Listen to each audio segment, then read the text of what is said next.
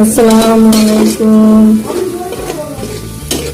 সকলকে শুভেচ্ছা ও অভিনন্দন। আজকে আমি শীতকালীন সবজি মানে লাউ সবসময় পাওয়া যায়, কিন্তু শীতের সিজনের লাউটা অন্যরকম স্বাদ।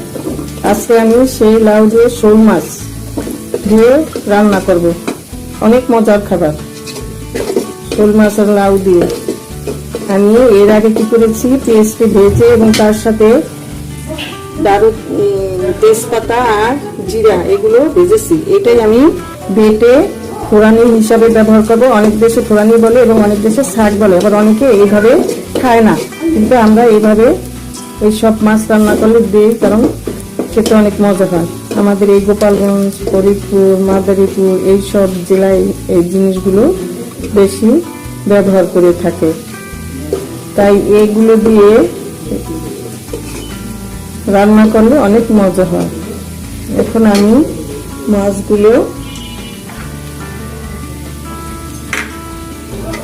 পেঁয়াজটা ভেজেছি, এখন আমি মশলা দিয়ে দেবো। সব মশলা একসাথে অ্যাড করেছি, যে একত্রে ঢেলে দেবো। আদা, রসুন বাটা, জিরা বাটা এবং আদা বাটা সব একসাথে অ্যাড করে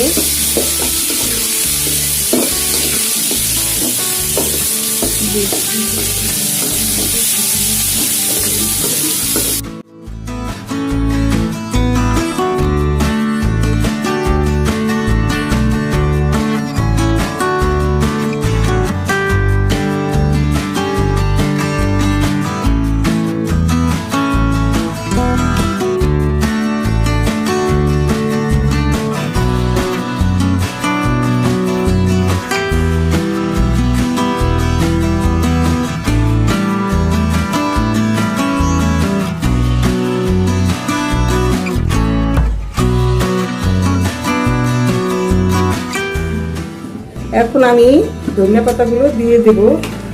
যে ফোড়ানি আর ধনিয়া পাতা একত্রে দিয়ে ফোড়ানিটা দিয়ে দিয়েছি, এখন ধনিয়া পাতাটা দেব।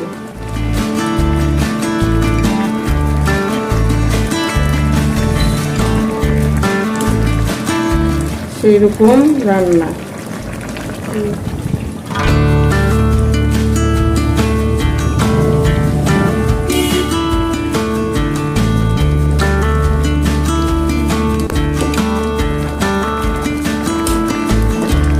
এখন রান্নাটা শেষ হয়েছে, এখন এটাকে নামিয়ে দেব।